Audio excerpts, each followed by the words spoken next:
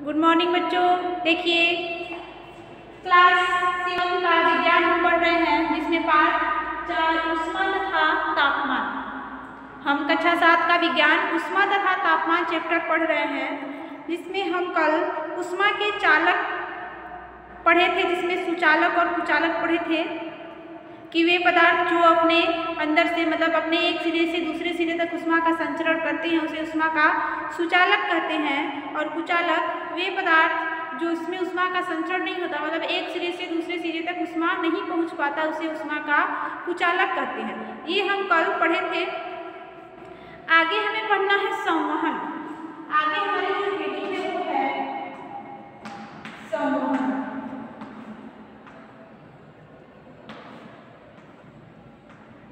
देखिए संवहन में क्या पढ़ना है हमें। लिखा है कि द्रव तथा गैसों में ऊष्मा का संचरण चालन विधि द्वारा नहीं हो पाता है। देखिए जो चालन विधि से ऊष्मा का संचरण है वो केवल ठोस में होता है, द्रव और गैस में चालन विधि काम नहीं करता है। करा कि द्रव तथा गैसों में ऊष्मा का संचरण चालन विधि द्वारा नहीं हो पाता है, क्योंकि ये ऊष्मा के कुचालक होते हैं। जो द्रव और गैस होते हैं ऊष्मा के कुचालक होते हैं, इसलिए यहाँ पे जो चालन विधि है वो यहाँ पर काम नहीं करता है। लेकिन द्रव तथा गैसों में ऊष्मा का संचरण अन्य विधि द्वारा होता है। लेकिन अन्य विधि है जिसके द्वारा क्या होता है, ऊष्मा का संचरण होता है। संवहन विधि में ऊष्मा का संचरण द्रव के अणुओं के एक स्थान से दूसरे स्थान जाने से होता है। देखिए एक संवहन विधि है जिसमें ऊष्मा का संचरण अणु एक स्थान से दूसरे स्थान तक जाते हैं, जिससे ऊष्मा का संचरण यहाँ पे होता है। किसी भी बर्तन में पानी को गर्म करने पर उसकी निचली सतह का पानी गर्म होकर हल्का हो जाता है तथा इसका घनत्व घट जाता है, और ऊपरी सतह पर ठंडा पानी जो भारी होता है वो नीचे आता है तथा गर्म पानी ऊपर आता है। इस प्रकार ठंडा पानी ऊपर से नीचे आकर गर्म व हल्का होकर ऊपर की ओर गति करता है। पानी की इस गति या धारा को संवहन धारा कहा जाता है।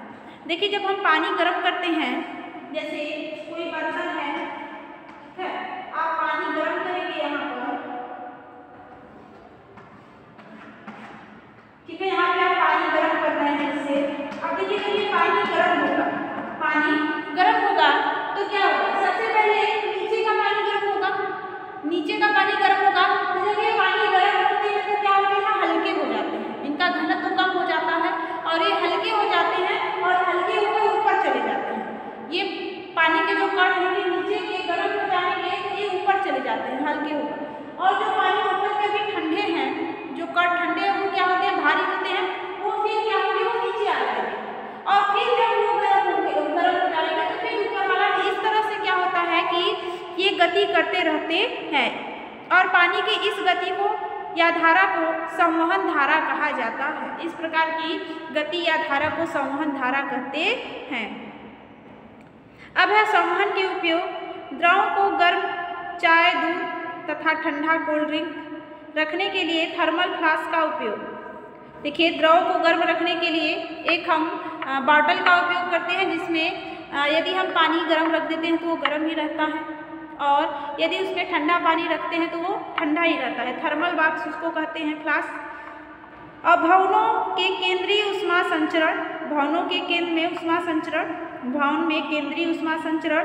घरों में वायु का आवागमन, घर में देखिए क्या होता है, वायु का आवागमन, ठंडी वायु बाहर से आती है और क्या होती है, गर्म वायु फिर बाहर निकल जाती है। और स्थलीय व समुद्री समीप हवा। देखिए आगे क्रियाकलाप 10। एक परखनली में लोहे की जाली में लिपटा हुआ मोम का एक टुकड़ा डालिए। परखनली को आधा जल से भर दीजिए। परखनली को टेस्ट ट्यूब होल्डर से कसिए तथा दिए गए चित्र के अनुसार इसे टेढ़ा करके ऊपरी भाग को गर्म कीजिए। संवहन तरंगों को देखने के लिए पोटेशियम परमैंगनेट का भी प्रयोग की जा सकती है। परखनली में केवल लौ के समीप तथा ऊपरी जल की गर्म हो जाता है। नीचे पड़े मोम के न पिघलने के कारण ही ऊष्मा नीचे तक संचरित नहीं हो रही है। कांच व जल दोनों ही ऊष्मा का क्या है, कुचालक है। हल्का होने के कारण गर्म जल परखनी के ऊपरी भाग से नीचे की ओर नहीं जाता है, इससे परखनी की नली ठंडी ही रहती है तथा मोम भी नहीं पिघलता। ठीक है, यहाँ पे एक प्रयोग दिया गया है।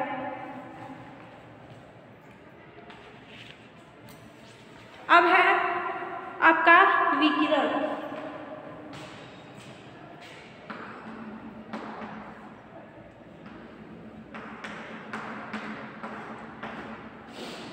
देखिए विकिरण में क्या है,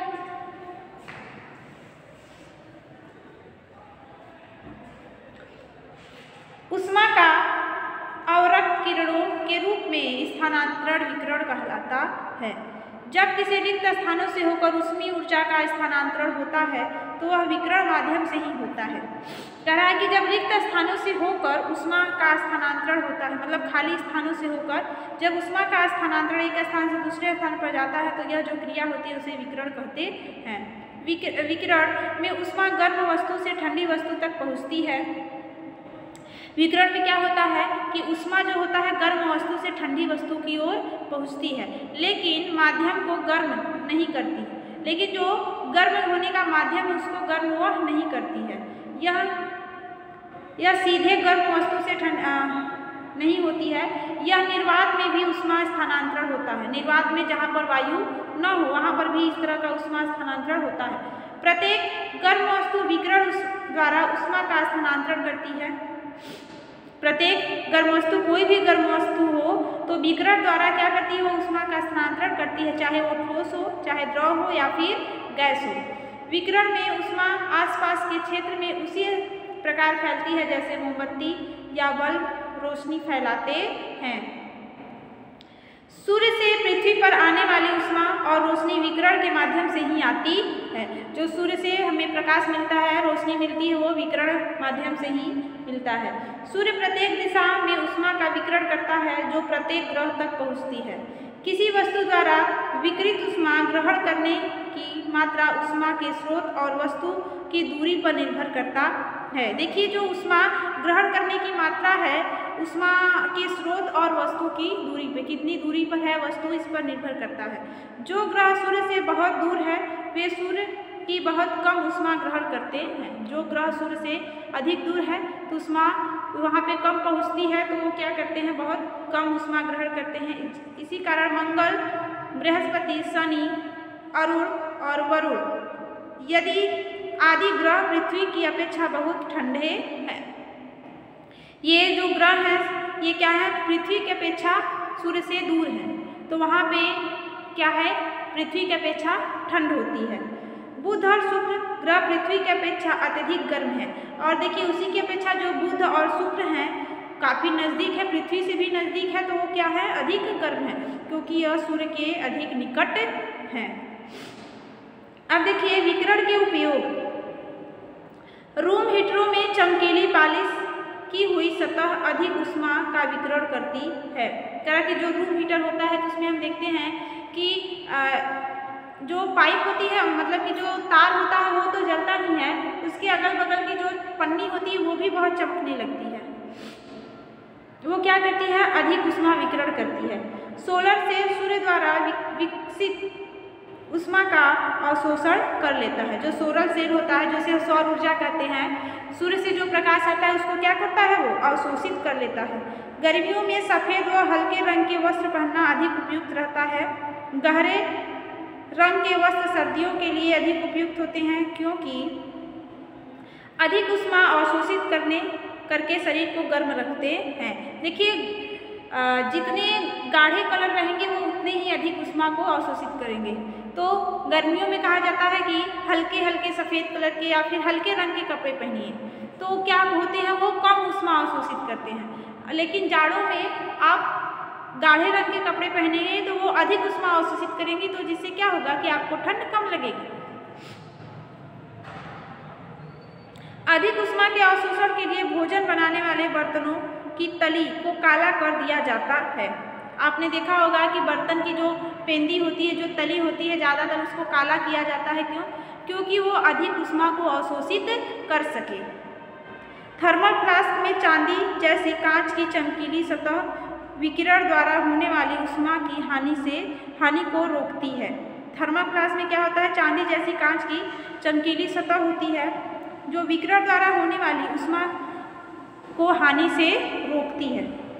सौर कुकरों के अंदर से काला रंग सौर कुकरों को अंदर से काला रंग दिया जाता है ताकि अत्यधिक ऊष्मा का अवशोषण कर सके। जो कुकर होते हैं, अब काले रंग के कुकर भी आते हैं, उनकी पेंदी काली कर दी जाती है। क्यों? क्योंकि वो अधिक ऊष्मा अवशोषित हो, जल्दी खाना बने। ऊष्मा अधिक अवशोषित करेगा तो जल्दी गर्म होगा, और जल्दी गर्म होगा तो खाना जल्दी बनेगा। कार के रेडिएटर से अधिक ऊष्मा का विकिरण करने के लिए उस पर काला रोगन कर दिया जाता है। देखिए, जो कार के रेडिएटर होते हैं वो अधिक ऊष्मा को क्या करें? अधिक ऊष्मा विकिरण करें, इसके लिए उसमें काला रंग कर दिया जाता है। अब है कि चालन, संवहन और विकिरण में अंतर। चालन, संवहन और विकिरण हम तीनों पढ़े, और तीनों में अंतर क्या है? देखिए, चालन में माध्यम की आवश्यकता होती है। चालन में माध्यम की आवश्यकता होती है। जब तक कोई माध्यम नहीं रहेगा, ऊष्मा एक सिरे से दूसरे सिरे तक नहीं पहुंच सकता। जैसे लोहे की छड़ रहेगी तभी यदि सिरे को हम गर्म कर रहे हैं तो छड़ का दूसरा सिरा भी गर्म हो जाएगा। तो यहाँ पे चालन के लिए माध्यम की आवश्यकता होती है, संवहन के लिए माध्यम की आवश्यकता होती है। अब संवहन विधि के लिए भी क्या होती है? माध्यम की आवश्यकता होती है, लेकिन विकिरण विधि के लिए माध्यम की आवश्यकता नहीं होती है। विकिरण, जैसे सूर्य का प्रकाश हमारी पृथ्वी तक आ रहा है तो कौन सा माध्यम वहाँ पर उपयोग हो रहा है? वहाँ पर माध्यम की आवश्यकता नहीं होती है। माध्यम के कण अपना स्थान नहीं छोड़ते हैं। जो चालन विधि में माध्यम के कण हैं वो क्या करते हैं? अपना स्थान नहीं छोड़ते हैं। संवहन में माध्यम के कण स्वयं ऊष्मा ले जाते हैं। अब संवहन विधि में जो माध्यम के कण होते हैं वो स्वयं ऊष्मा ले जाते हैं। माध्यम के कण की कोई भूमिका नहीं होती है। अब विकिरण विधि में जो माध्यम के कण होते हैं उनकी कोई भूमिका नहीं होती, वहाँ पे माध्यम के कण का कोई महत्व नहीं है। अब चालन में ऊष्मा की गति टेढ़ी मेढ़ी होती है। चालन विधि में जो ऊष्मा की गति होती है वो टेढ़ी मेढ़ी किसी भी तरह हो सकती है। संवहन में ऊष्मा की गति भी टेढ़ी मेढ़ी होती है, लेकिन विकिरण में सीधी रेखा में ऊष्मा स्थानांतरण होता है। लेकिन जो विकिरण विधि है उसमें सीधी रेखा में स्थानांतरण होता है। अब देखिए, चालन विधि में ऊष्मा स्थानांतरण की गति धीमी होती है। जो चालन विधि होता है उसमें ऊष्मा स्थानांतरण धीमे धीमे होता है, और उसी तरह आपका संवहन विधि है उसमें भी ऊष्मा स्थानांतरण की गति धीमी होती है। लेकिन जो विकिरण विधि है आपका उसमें ऊष्मा स्थानांतरण की गति तीव्र होती है। चालन विधि में माध्यम गर्म होता है, जो माध्यम है वो गर्म होता है, और आपका संवहन विधि में भी माध्यम गर्म होता है, लेकिन विकिरण विधि में माध्यम गर्म नहीं होता है। चालन विधि में अधिकांशतः ठोसों में होता है। जो चालन विधि है मतलब मुख्य रूप से ठोस में ही होता है, और जो आपका संवहन विधि है केवल द्रव और गैस में होता है। जो संवहन विधि है द्रव और गैस में होता है, और लेकिन आपका जो विकिरण विधि है वो निर्वात तथा पारदर्शी पदार्थों द्वारा ही संभव है। निर्वात और पारदर्शी पदार्थों द्वारा संभव है। अब देखिए, जीवों पर ऊष्मा का प्रभाव। जीवों पर ऊष्मा का प्रभाव क्या होता है? देखिए, प्रत्येक सजीव एक विशेष ताप परिसर को ही सहन कर सकता है। देखिए, जो भी सजीव हैं उनको एक मतलब कि निश्चित ताप होता है जिसके आगे हम वो ताप ग्रहण नहीं कर सकते। तो प्रत्येक सजीव एक विशेष ताप परिसर को ही सहन कर सकते हैं। जैसे उदाहरण के लिए हम 20 डिग्री सेल्सियस से 30 डिग्री सेल्सियस ताप पर ही सुखद महसूस कर सकते हैं। देखिए, कह रहा है कि हम जो मानव है वो 20 डिग्री सेल्सियस से 30 डिग्री सेल्सियस ताप पर हमें अच्छा लगता है, मतलब हम आसानी से रह सकते हैं। अब 20 डिग्री से नीचे होगा तभी हमें दिक्कत होने लगता है, और 20 से 30 से ऊपर होगा तब भी दिक्कत होता है। विभिन्न जीव अपने अपने पर्यावरण में रहने के लिए पर्यावरण के तापमान में होने वाले परिवर्तन को सहन करने के लिए विभिन्न विधियों का विकास करते हैं। इसे अनुकूलन कहते हैं। देखिए, सभी जीव अलग अलग पर्यावरण में रहते हैं और अलग अलग पर्यावरण में रहने के लिए उस तरह से क्या करते हैं, वो अपने आप को ढालते हैं। तो ये जो है क्या अपनी सुविधा के अनुसार वस्तुओं को अपने लिए वो उसमें परिवर्तन लाते हैं, उसे अनुकूल करते हैं। तो हमें इसे क्या कहते हैं, अनुकूलन कहते हैं। अपनी सुविधा के अनुसार वस्तुओं में परिवर्तन करते हैं, इसे हम क्या कहते हैं, अनुकूलन करते हैं। अनुकूलन कहते हैं, ये अपने अनुकूल बनाते हैं जिसका उपयोग हम आसानी से कर सकें। अब है देखिए उदाहरण के लिए कह रहा है कि ठंडी जलवायु में रहने वाले जंतुओं का शरीर बालों अथवा फर से ढका होता है। जो ठंडे जलवायु में रहते हैं जीव, वो क्या उनका जो शरीर होता है बाल से, ठीक है, वो ढका रहता है। बाल तथा फर सर्दी तथा चोट आदि से जीवों को सुरक्षा पहुंचाते हैं। सर्दी में रक्षा करने के लिए हमारे शरीर पर भी बाल होते हैं।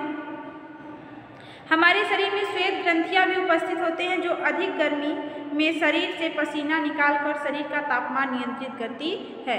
देखिए हमारे शरीर में क्या होती है, श्वेत ग्रंथियां, जिससे क्या होता है, पसीना निकलता है। जब गर्म मौसम होता है तो पसीना निकलता है और जब पसीना निकलता है तो हमारे शरीर का ताप नियंत्रित होता है।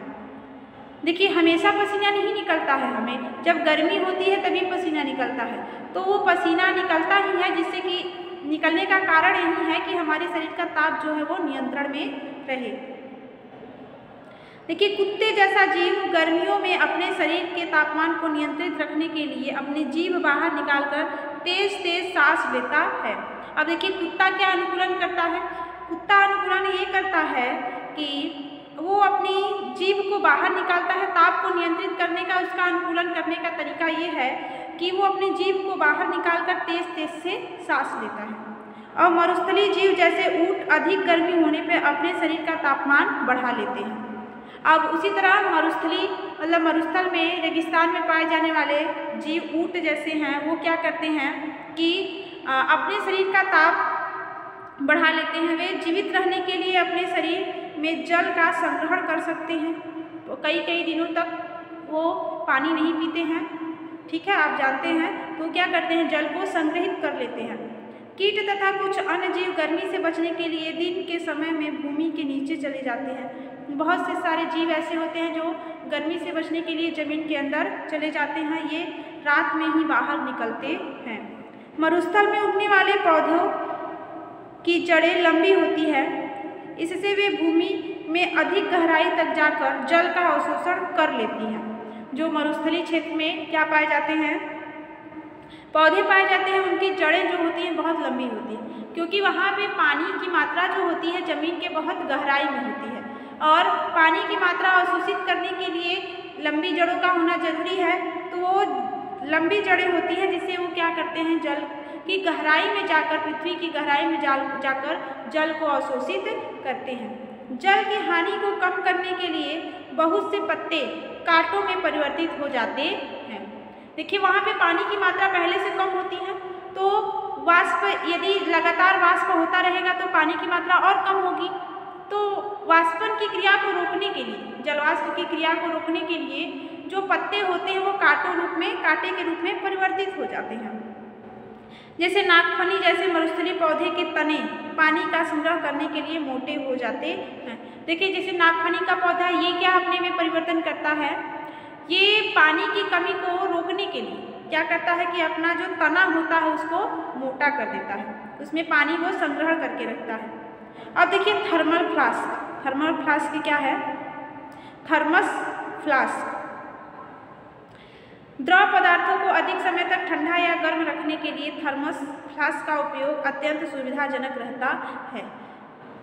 द्रव पदार्थ को यदि आपको बहुत समय तक ठंडा रखना है या फिर बहुत समय तक गर्म रखना है तो एक थर्मस आता है जिसमें हम यदि पानी को या फिर दूध को कुछ को भी रख देते हैं। यदि गर्म रखना है तो वो गर्म रहता है, गर्म करके रख देंगे। यदि उसको ठंडा रखना है तो ठंडा करके रख देंगे, तो अधिक समय तक वो ठंडा रहता है। ये क्या है, हमारे लिए बहुत सुविधाजनक है। यह कांच की एक दोहरी बोतल होती है। देखिए ये होता कैसा है, कह रहा है कि यह कांच की दोहरी बोतल होती है। दोनों बोतलों के बीच की वायु बाहर निकाल दी जाती है। दो बोतल होते हैं और उनके बीच जो वायु होते हैं उसको बाहर निकाल दिया जाता है। तथा हवा निर्वात उत्पन्न कर दी जाती है। मतलब कि वहाँ पे कोई वायु की मात्रा नहीं रहती है, निर्वात कर दिया जाता है, वहाँ पे कोई भी वायु की मात्रा वहाँ पर नहीं रहती है। दोनों बोतलों की सतह पर चांदी की चमकीली पालिश कर दी जाती है। जो दोनों बोतल है उनको निर्वात करने के बाद उस पर चांदी की पालिश कर दी जाती है। इसके मुंह पर रबड़ जैसे किसी कुचालक पदार्थ का ढक्कन लगा दिया जाता है। अब मुख पे क्या किया जाता है, ऐसे पदार्थ का ढक्कन लगाया जाता है जो क्या हो, कुचालक हो। तो रबड़ जैसे कुचालक पदार्थ का ढक्कन लगा दिया जाता है। दोनों बोतलों के बीच निर्वात का चालन तथा संवहन द्वारा ऊष्मा की हानि को बहुत कम कर देता है और बोतलों की चमकीली सतह विकिरण विधि द्वारा ही ऊष्मा की हानि न्यूनतम हो जाती है। जो चमकीली सतह होती है जिससे ऊष्मा का क्या होता है, हानि वहाँ पर नहीं हो पाता है। तो कुचालक पदार्थ का बना ढक्कन भी ऊष्मा हानि को रोकता है। इस तरह से वहाँ से ऊष्मा ये बाहर जाने ही नहीं देते हैं, जिससे जो भी पदार्थ रखा हुआ है, यदि ठंडा पदार्थ है तो वो ठंडा ही रह जाता है और गर्म पदार्थ है तो वो गर्म ही रह जाता है। देखिए, इस तरह से ये हमारा पाठ खत्म हो गया। इसमें कुछ स्मरणीय तथ्य हैं, मतलब कि याद रखने योग्य बातें हैं। देखिए, कहा कि ऊष्मा ऊर्जा का एक रूप है। ऊष्मा क्या है, एक ऊर्जा का रूप है। इसके कार्य करने की क्षमता होती है। इसमें क्या होती है, कार्य करने की क्षमता होती है। ऊर्जा का रूप है। देखिए, हमारे शरीर में यदि ऊर्जा रहेगा तभी हम कार्य कर सकते हैं। तो ऊष्मा भी ऊर्जा का एक रूप है जिससे कार्य करने की क्षमता होती है। इसमें भी कार्य करने की क्षमता होती है। पदार्थ गर्म करने पर प्रसारित होते हैं तथा ठंडा करने पर सिकुड़ते हैं। जब हम किसी पदार्थ को गर्म करते हैं तो वो फैल जाते हैं और उन्हें जब हम ठंडा करते हैं तो वो सिकुड़ जाते हैं। ठोसों में प्रसार सबसे कम और गैसों में प्रसार सबसे अधिक होता है। जो ठोस के अणु होते हैं क्या होते हैं, काफ़ी नज़दीक होते हैं, जिससे उनको गर्म करने पर उनमें प्रसार बहुत कम होता है। लेकिन जो गैस के अणु होते हैं उनके अणु पहले से ही काफ़ी दूर दूर होते हैं और जब उन्हें गर्म किया जाता है तो वो और दूर चले जाते हैं, तो उनमें प्रसार बहुत अधिक होता है। किसी वस्तु की ऊष्मा के अंश को उसका तापमान कहते हैं। किसी वस्तु की ऊष्मा की जो मात्रा है, वस्तु में ऊष्मा की जो भी मात्रा है उसको क्या कहते हैं, उसका तापमान कहते हैं। किसी वस्तु में ऊष्मा की जो मात्रा है उसी को उसका कहते हैं हम तापमान। इसे अपनी स्पर्श संवेदना द्वारा गर्म करने पर वस्तु के प्रसार से मापा जा सकता है। अब है कि वह तापमान जिस पर पदार्थ ठोस से द्रव में बदलने लगता है उसे गलनांक कहते हैं। वह तापमान जिस पर कोई ठोस द्रव में बदलने लगता है, मतलब कि गर्म करने पर ठोस है तो वो द्रव में बदलने लगता है, उसे हम कहते हैं उस पदार्थ का गलनांक। अब है कि वह तापमान जिस पर द्रव पदार्थ गैस में बदलने लगता है, वह तापमान जिस पर द्रव पदार्थ गैस में बदलने लगता है, इसे हम कहते हैं उसका क्वथनांक। अब कुछ पदार्थ ऐसे भी हैं जिसको हम क्या करते हैं कि द्रव है, यदि उसको हम गर्म करेंगे तो क्या होगा, वाष्प में बदलने लगेगा, तो उसको कहा जाता है उसका क्वथनांक। अब देखिए, चांदी, तांबा, लोहा तथा एल्युमिनियम आदि वस्तुएं ऊष्मा की कुचालक हैं। कह कि चांदी, तांबा, लोहा ये सभी क्या है, ऊष्मा के सुचालक हैं। मतलब इन सबको हम गर्म करेंगे तो एक सिरे से दूसरे सिरे तक ऊष्मा आसानी से पहुंच जाएगा। तो ये है ऊष्मा के सुचालक। लकड़ी, ऊन तथा थर्मामीटर ऊष्मा के कुचालक होते हैं।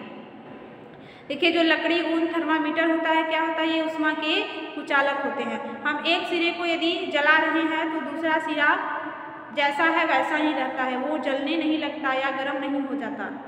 हल्के रंग की वस्तुओं की अपेक्षा गहरे रंग की वस्तुएं ऊष्मा की बेहतर अवशोषक तथा विकिरण होती हैं। देखिए, हल्के रंग की जो वस्तुएं होती हैं वो ऊष्मा को कम अवशोषित करती हैं और जो गहरे रंग की वस्तुएं होती हैं वो ऊष्मा को अधिक अवशोषित करती हैं।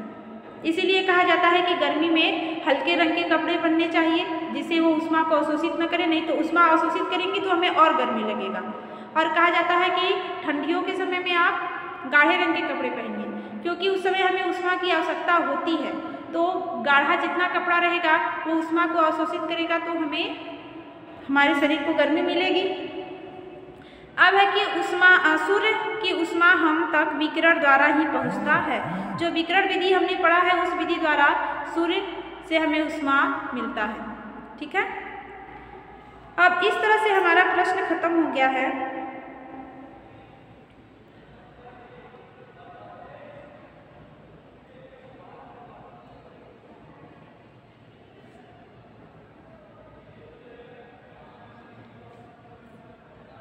अब देखिए, अब इसमें कुछ प्रश्न उत्तर है जिसको हमें करना है। पहला है कि सही विकल्प पर सही का चिन्ह लगाइए। ठीक है, तो देखिए इसको करने के लिए सारे प्रश्न हमारे बुक से ही पूछे, जो हमने अभी पढ़ा है उसी में से पूछे जाते हैं। तो आप इसको करने के लिए कल तैयार रहिएगा, सभी लोग कॉपी और पेन लेकर बैठेंगे। ये हम प्रश्न उत्तर कल लिखना शुरू करेंगे और एक बार हो सके तो पढ़ लीजिएगा, जिससे हमें जो उत्तर है वो खोजना ज़्यादा ना पड़े, जिससे हमें आसानी हो, जल्दी से हम खोज लें। ठीक है, तो आप इसको दोबारा ज़रूर पढ़िएगा और जो इम्पॉर्टेंट टॉपिक है उसको ध्यान दीजिएगा कि क्या हमें याद रखना है। याद रखने वाली जो बातें हैं इसमें, उसको याद रखिएगा।